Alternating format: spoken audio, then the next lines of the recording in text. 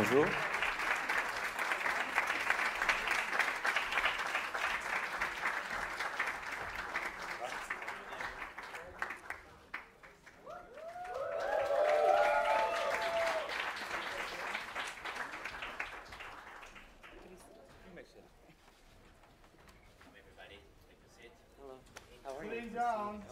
Sit down, please. Sit down. Okay, thank you.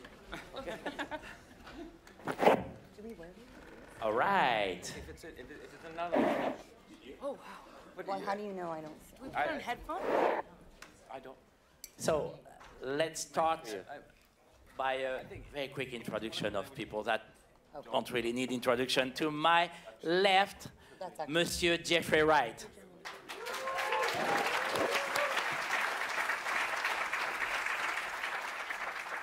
Next to him, Rupert friend.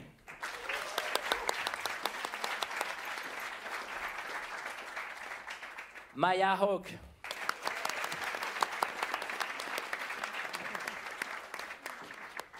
Jason Schwartzman.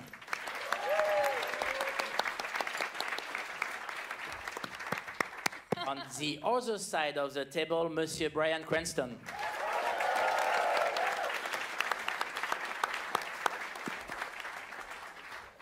Stephen Park.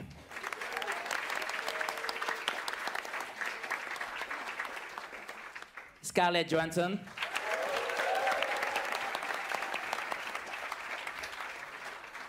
And Monsieur le réalisateur, Wes Anderson. And the director, Wes Anderson. All right, guys, I'm going to open the floor to the question in a few moments, but I would like to ask all the actors here, I mean, for us movie lovers, and I know I'm speaking in the name of kind of everybody in the room, it's a delight to go back into the world of a filmmaker that has a vision that is so particular, that has a vision that is so defined, a style that is so defined as Wes Anderson. It's always, I don't know, the movies are all different, they talk about different things, but it feels familiar, it feels comfortable to find this universe again. What I'm wondering is, how is it for you actors, those who come back and those who are newcomers into this world? How is it to dive into the mind of Monsieur Anderson? Should we start with you, ladies? Maya, Scarlett? How was it? It's intense. It was intense. No, yeah, it's funny because of course the world is sort of there. You're in it. You know, the whole environment is created there. It's not. I mean, this was my only experience. So working, you know, as a live actor and not a dog, yes. With Wes. But no, they very much create the whole environment, and it's a physical, tangible, usable space. So it actually, I think, in a way, is almost like it's kind of more like doing theater, because you have the whole tangible space, and it's not, you know, you don't have the same, it's not this familiar process of, you know, being on a sound stage and, you know, going back to your trailer and all this downtime, and then, you know, all that stuff that just eats up the momentum, you know, which is just part of the process. There's not much you can do about it. Somehow Wes has avoided that. And so it feels very vibrant and very much like a, you know, like you're working on in theater. It's very fulfilling and exciting. Yeah. Maya, you want to add something? Oh, I mean, I think Scarlett said it so beautifully. The lack of hierarchy and the ensemble that Wes creates on set, in combination with the level of writing, storytelling, and the beauty of the space that you're inside of, just makes it such a pleasure. And it feels like there's no pressure on you, because every part of the world around you works so smoothly between the people that you get to act with and be surrounded by, and the words you get to say. And so you just kind of, the process and the product are aligned so beautifully, and it feels, I don't know, it's just wonderful and at ease, even though it feels like it should be such a high-pressure environment because of how high the stakes are. both really good answers. I think it's a great start. I think. But this is more difficult because of the visual aspect of the film. I mean, for I don't know, the shot composition is very important for Wes. And does that make the work, I don't know, more demanding, more difficult? Bryan? It absolutely makes the work very challenging. We have to focus on what we do. To me, it feels like Wes Anderson is a conductor of an orchestra, and all of us are players of our particular instrument, and we hyper-focus on our instrument and just present it without really knowing exactly how it's all going to piece together. And he conducts it, a little less of Bryan, a little more Scarlett at this moment or whatever. So he makes the adjustments as he goes. And like the dialogue in the film, there's a part where Augie goes in and talks to the director and says, I just don't think I understand the play. And he says, well, you don't have to. You just keep telling the story. And that's, I think, in a nutshell, what the film meant to me, is that we go through life, we don't know exactly what's going to happen, how long our lives will be, who will be in our lives, how it'll all play out. We just have to keep telling the story. Just keep moving forward and be a storyteller. Another good one. That's 3 for 3. Good night, everybody. Come back, Bryan, come back. Steven, you want to add something about working with Wes? Well, Wes shares with the cast before we start filming I can share this moving storyboard, which is the animatic, and Wes voices all the characters in this moving storyboard. And if you saw that storyboard last night, it would have been like equally entertaining and brilliant. Release it was the so animatics. amazing to just, and then the what he's animatics. shooting is exactly what he visioned in the storyboard. So we know going on set exactly what Wes wants, and I don't know how you do it. It's Well, but I will say that this thing you described is nothing like the movie, because the movie is entirely about what you guys are doing. You're the whole movie is the actors playing these things, and so mine kind of shows my plan. Yes. But everything is everything is improvised in a way. The emotions and the expressions and the feeling of it are all coming from the cast. That's true, but how you voice everybody's characters, though, is I would love to see it in the movie theater. No, we never would do that. We never would. Yeah, it's Release the animatics. Well, Jeffrey, what can we see on the animatics? Well, it really is a blueprint, and I think if maybe I'm overstepping, but I think in terms of my insight, but it seems to me that there is a there's a specificity, obviously, to Wes's frame, and that can't be improvised on set. You can't just show up and say, okay, maybe there has to be a schematic that exists prior to that, and I think that the cartoons, as Wes refers to them, serves as that. It really is a blueprint and scaffolding and everything that allows him to be able to facilitate the vision on set. So, I mean, everything he does is super interesting. It creates, for example, the way that we all gather together creates community and all of these things. But everything has a purpose relative to the work. And I think, above all else, what he achieves through this process, because we work in one of the most inefficient spaces that exists, but what he creates is efficiency, and just sinew, and streamlines it in a way that I love, because he also serves great meals at the end of the day, and you just want to hit it and get back to the wine, So. Yeah, bravo. Yeah. Rupert, how did you react when Wes asked you to, do you want to be a dancing cowboy? Well, anytime Wes asks you to do something, for me, it's like there's only a couple of people who have the power to make you believe you can do things that you didn't know you could do. So for me, one of them is Amy Mullins, obviously, to whom I'm married, and the other is Wes. So when he calls and says, and you know, could you do the song live? And I say, well, yes, but I don't play the instrument. I'm not a musician. And then he just asks again, could you do the song live, though? And I say, yes, I can do that. Okay. And so it's a journey, because every time we do something, it's a brand new set of skills. And then getting to work with, I mean, so George and Jarvis Cocker and these wonderful musicians, and making this troupe and getting to dance with Maya, I mean, dream come true. Jason, talking about cowboy, this is not your first rodeo with Wes. Very hot. Thank you. Yeah. How is it the 25th time around? How is it the 25th time around? How was it? With Wes. Well, it's always, I'm always grateful and always surprised and honored to be there.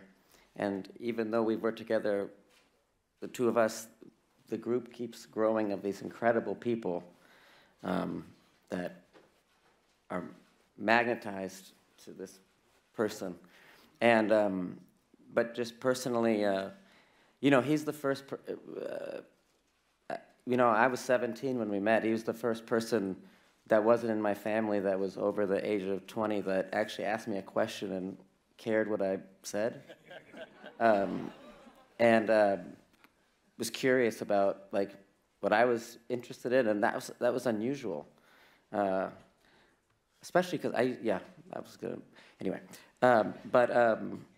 that feeling is why we're all here, because he does want to know about all of us, and he's curious, and he sees things in us sometimes that we don't see, and he always takes the things that he knows, the things he learns, he remembers that he worked, but he never makes it comfortable, I think, for himself.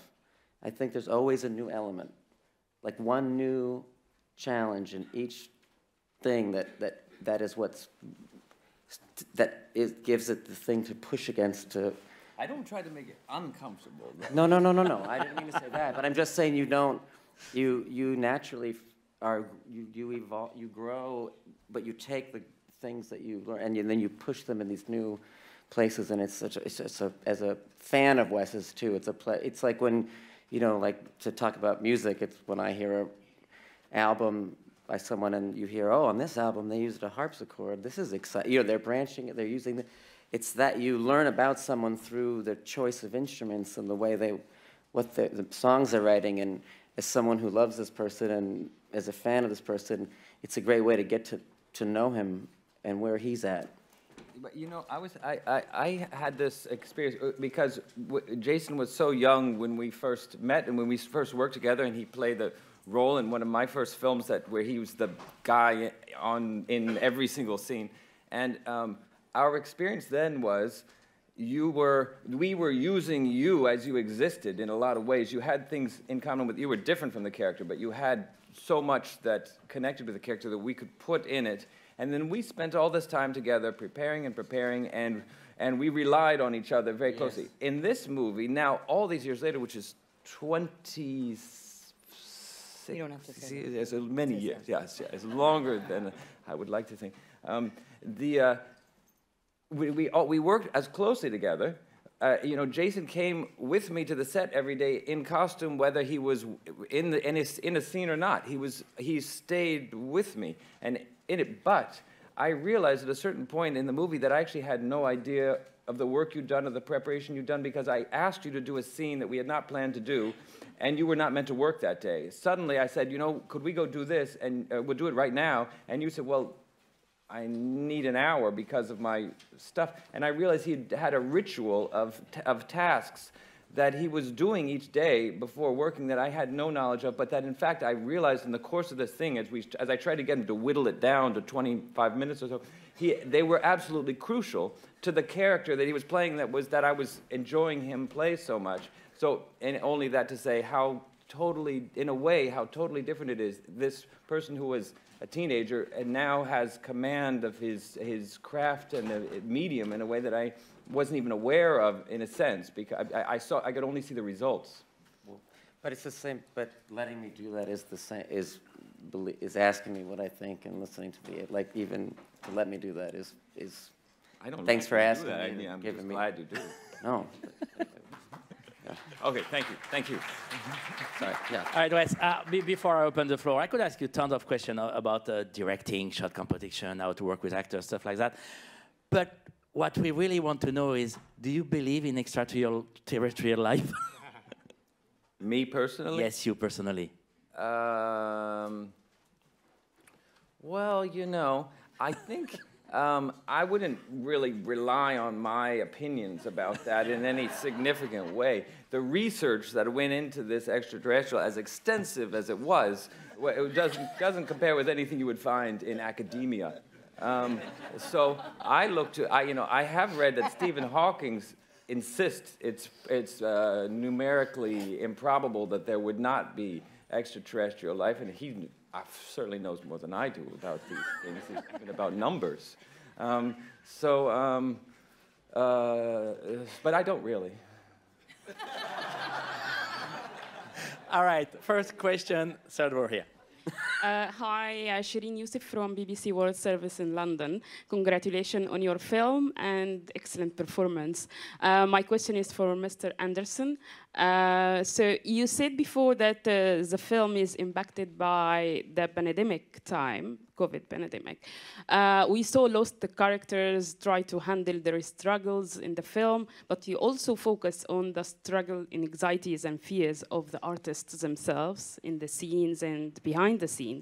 Was it a self-reflection to what happened during the pandemic? And how was directing all these stars in one movie? Thank you. Thank you. Well, I think during the real intense part of the COVID period, we were writing the script. So I don't think there would be a quarantine in the story if we weren't experiencing it. But it wasn't deliberate. It's just when you're writing, I feel now that writing is in some ways the most improvisational part of the whole process, because it relies upon a moment of having nothing and having absolutely nothing. And if you don't have something spark, even though you may rework it, which we do, and that always has what's in your life filtering into it, what's in the entire course of your life and what you've read and what's happening right then. So I think it's steeped in it in a way that we didn't control. The making of the movie, however, was still during COVID. There were still COVID protocols and so on, and it really suited us. It worked very well from my point of view. I love for us to form a troupe and stay together, and you sit at a long table and have dinner. And we worked in a large. Our set was enormous in a way. I mean, it was a desert, but it was a closed desert that was there just for these people, this little group of people and a camera in the middle of it somewhere, to play these imaginary scenes. And so. I don't want to say it was good for the movie, but we used it in a way that wasn't bad. All right, got a question over there. If you don't mind standing up. Have our noses swabbed Hi, Elie Mastarou, freelance film critic from Belgium. I have a question for Mr. Anderson, a technical question on the use of slow motion that you have used a lot in your first films as a way of maybe letting the emotion sink in or slowing the pace, like the last shot of Bottle Rocket, Margot Tenenbaum coming out of the bus, or Sam and Susie getting married. And since... What was that? Oh, excuse me. Yeah. I remember that. Yeah, me too. And since that, if I'm not mistaken, you have not really used slow motion. So I was wondering if you could comment on that. What happened to the slow motion? Regarding the pace of your films and... Yes. Yeah. Well, I would say, I feel like one of the things that is kind of, I have a series of ways I like to stage things and do things that I don't know that if I'm in command of them. It's part of my personality as doing this sort of thing, and I would liken it to handwriting, but that's one of those tools that I've used often, and you know, I think I should look for some spots for that. Bring back the slow-mo.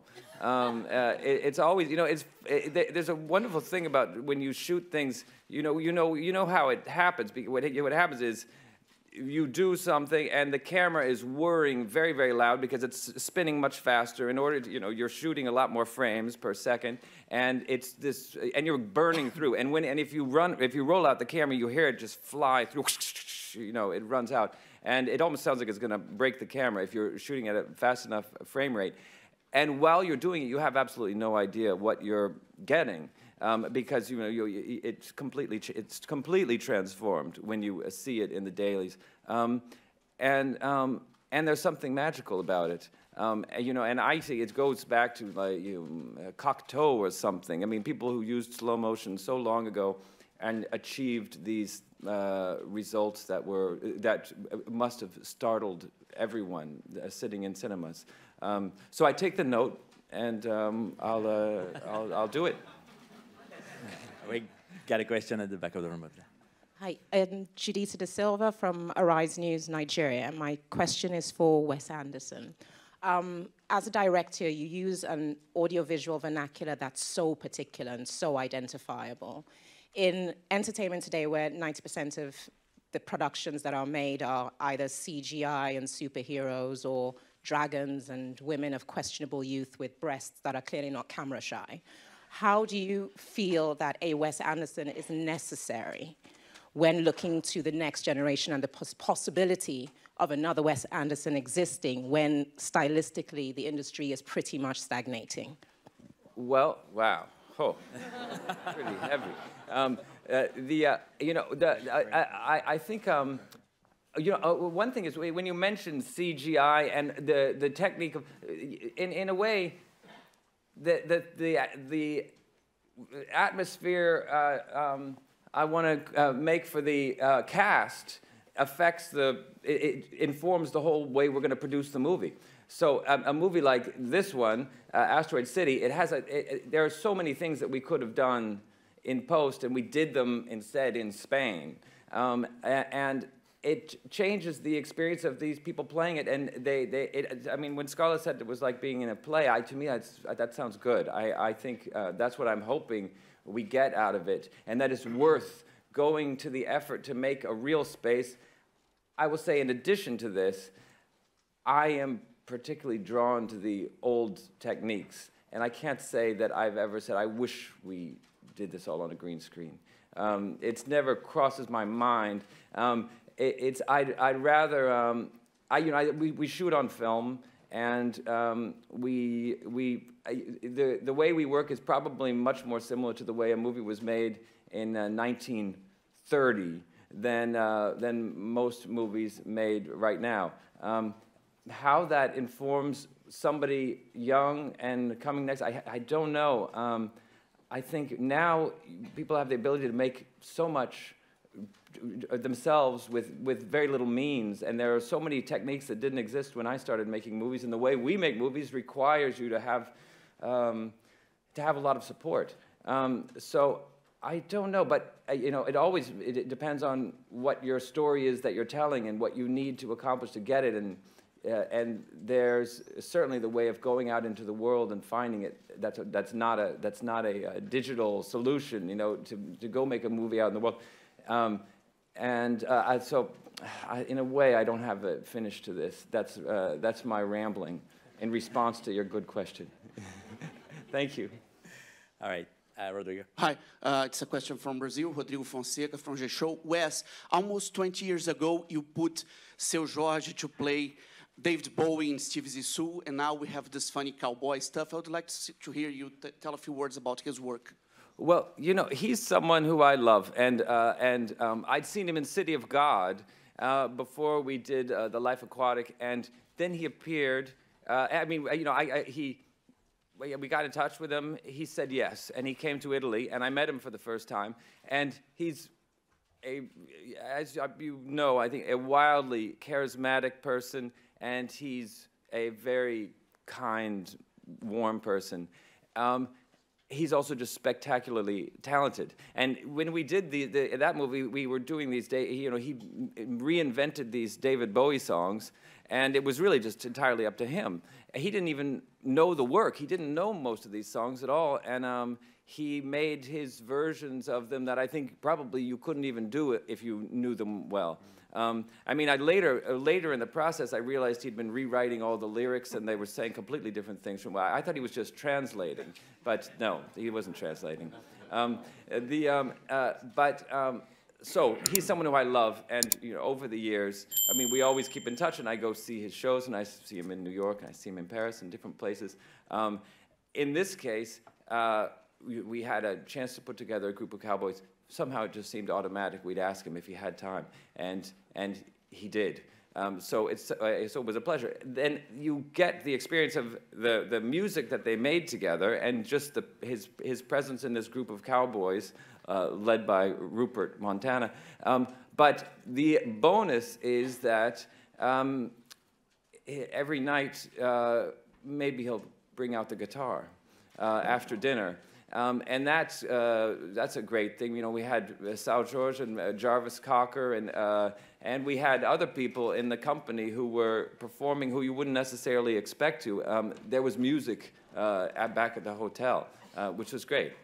Because I think well, like what Jeffrey said, it sort of goes into the movie somehow. What's happening after? Everybody's having these bonds are formed, and they're there somehow, I think, is my theory. We got a question right here. Hello. Nice to talk to you. This is Uzbekistan TV, a country which is in the deserts completely, like in your film. Yes. And it's hit by asteroid of ecological disaster of the Aral Sea. So there were so many fantastic metaphors everyone captures and takes for its own heart. So my question to Wes, why did you decide to use theater in your film? Do you think that theater can help us to reconstruct our broken world? Yes, I think I would say yes. The reason to make something, it's one of the, in the Red Shoes, he asks her, "Why do you dance?" And she says, "Why do you live?" I don't know if there's an answer except that. But I think telling stories is so automatic for us, and putting on a play is something, even though I don't put on plays on a real stage, it's something that has always sounded, the excitement of it, of being backstage and having an audience out there waiting to see this thing you've created, is always thrilling to me. The only thing is I've never actually done a play because I'm afraid you have to start, you have to book the theater before you've even started rehearsing. It's going to open on a certain day, whether you like it or not. That concerns me. I like to be able to go back to the cutting room for a little while and just, play with it a bit and, make sure we've got it all just right. Anyway, so I don't know if that addressed your question exactly, but I have a question. Uzbekistan. Did you ever see this Polish movie Pharaoh? Do you know it? Oh, he shot. It's ancient Egypt, but obviously, but he shot quite a bit of it in Uzbekistan. So it's a good desert movie. Does one of the actors want to add something about the question about theater and how it can reconstruct? I mean, storytelling in general. This is a movie about a television show doing a story on theater, and I think it's Wes's love letter to performance art. And he wrapped his arms around the three major mediums, I think, that we are involved in. And the thing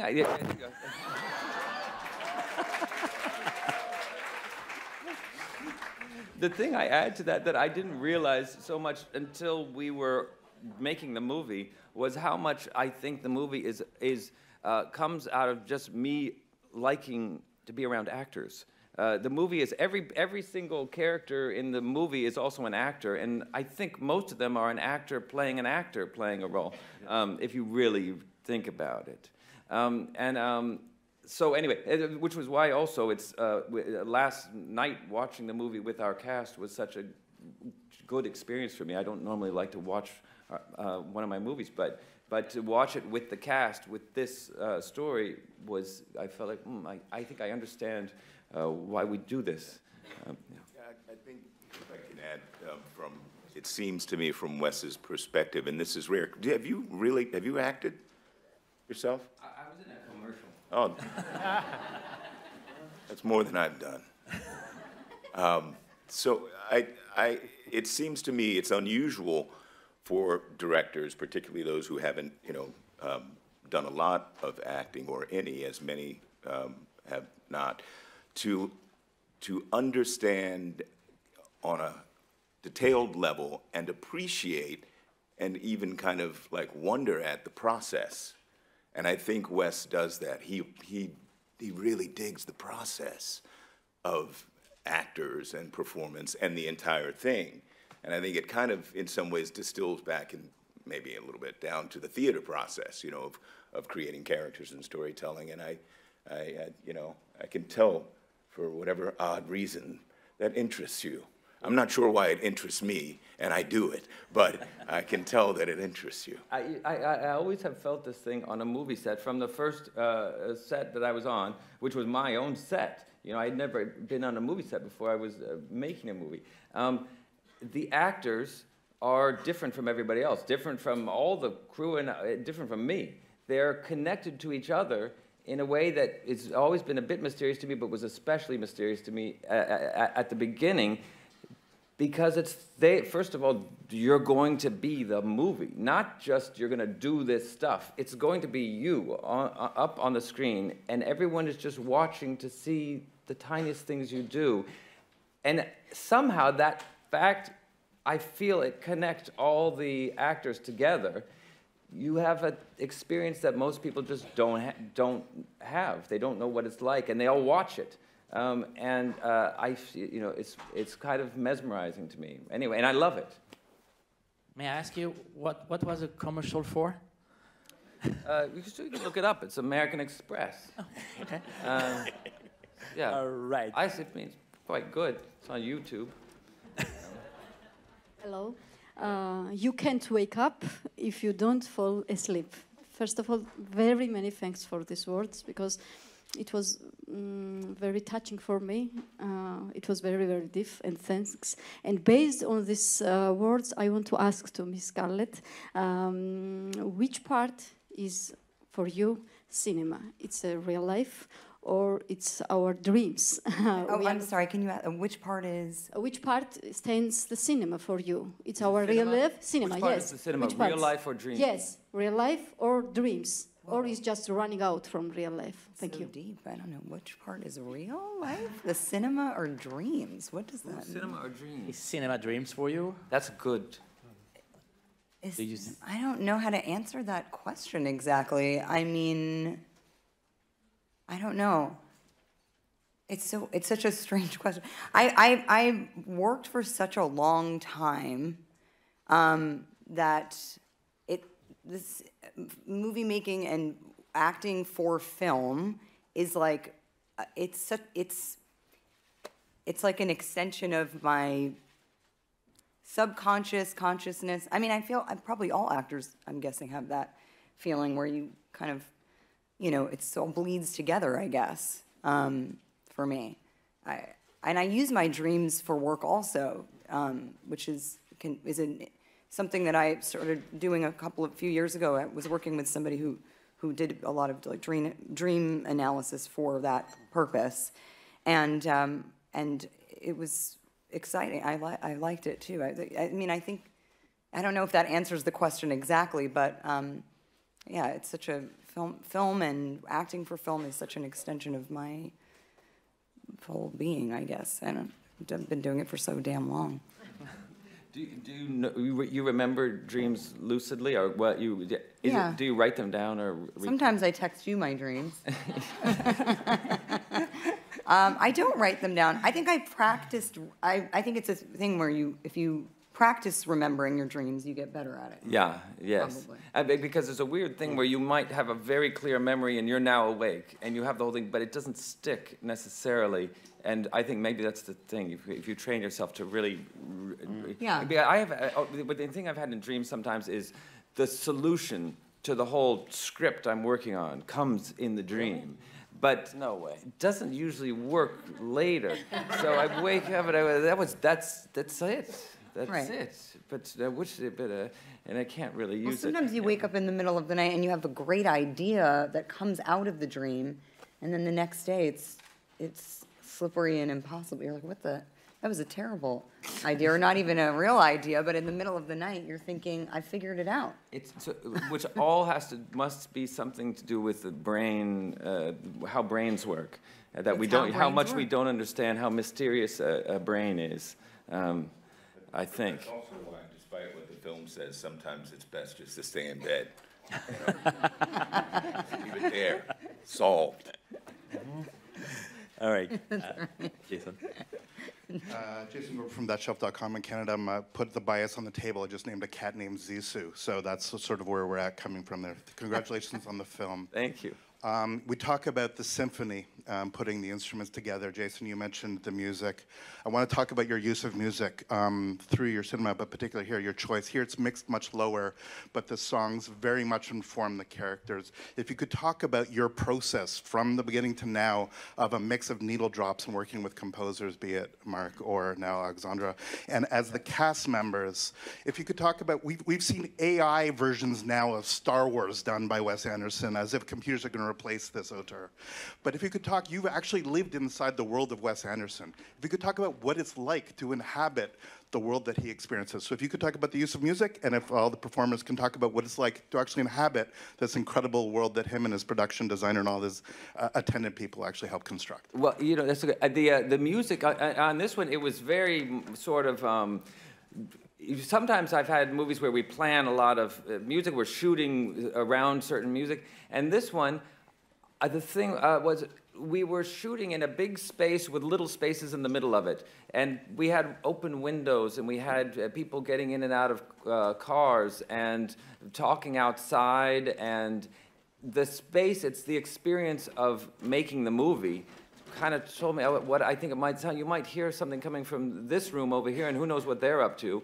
And from the little office over here, there's a radio. And we put a lot of radios and things into the shots. And so so in the cutting room, we just added, we put in song after song. I worked with our music supervisor, who's worked with me since, you know, even, in a way, he even worked on Bottle Rocket, my first movie. He released the soundtrack for it, and Randall Poster. And we listened to lots of, we sort of found a kind of music that we liked of the period. And the odd thing is, many of the songs in the movie are British, English, skiffle versions of American, you know, folk music, of American folk music, really. And why that it was the case, I don't know. I mean, the song at the beginning of the movie, Last Train to San Fernando, I think San Fernando was like in where is it? Where's San Fernando?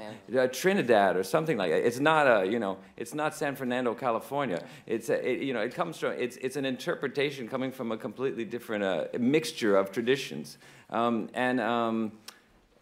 So anyway, that's a bit how that happened. And then with Alexandre Desplat, he started playing just two notes over and over again, and the whole score of the movie evolved. I mean, you know, there's not loads of score in the movie, but I feel like his inspiration for it gave the movie a shape that it didn't have before we had that to work with. He's right there, by the way. Alexandre, big applause. Yeah. There he is. On this, mesdames et messieurs, I only have one more thing to say. Merci beaucoup. Thank you very much. Merci, merci. Sorry, we only got half the question.